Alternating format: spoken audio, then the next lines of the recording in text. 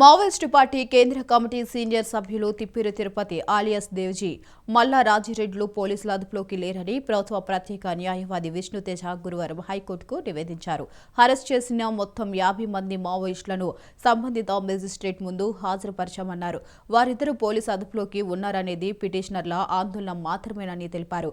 ఈ వివరాలను పరిగణనలోకి తీసుకున్న ధర్మాసనం వారు పోలీసుల అదుపులో ఉన్నారనేందుకు ఆధారాలను కోర్టు ముందు ఉంచాలని పిటిషనర్ల తరపున న్యాయవాది జై భీమరావును ఆదేశించారు. ఇక ఇలాంటి విషయాల్లో కోర్టులు జోక్యం చేసుకోవాలంటే ప్రాథమిక ఆధారాలు ఉండాలని పేర్కొంది.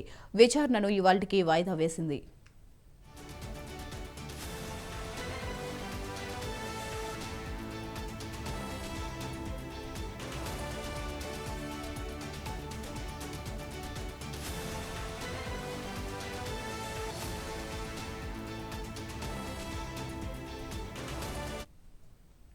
న్యాయమూర్తులు జస్టిస్ మానవేంద్ర జస్టిస్ తుహిన్ కుమార్తో కూడిన ధర్మాసనం గురువారం ఈ ఉత్తర్వులిచ్చింది. దేవ్జీ రాజిరెడ్లను హైకోర్టులో హాజరుపరిచేలా పోలీసులను ఆదేశించాలని కోరుతూ తెలంగాణ రాష్ట్ర కోర్టులో పట్టణానికి చెందిన తిప్పిరి గంగాధర్, హైదరాబాద్కు చెందిన మల్లా స్నేహలత హైకోర్టులో హెబియస్ కార్పస్ పిటిషన్ వేశారు.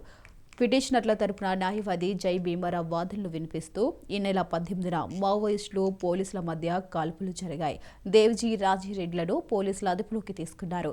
వారిని కోర్టు ముందు హాజరుపరిచేలా ఆదేశించండి. పోలీసు ఉన్నతాధికారులు మీడియాతో మాట్లాడుతూ 9 మంది కీలక నేతలను అదుపులోకి తీసుకున్నామని ప్రకటన చేశారు.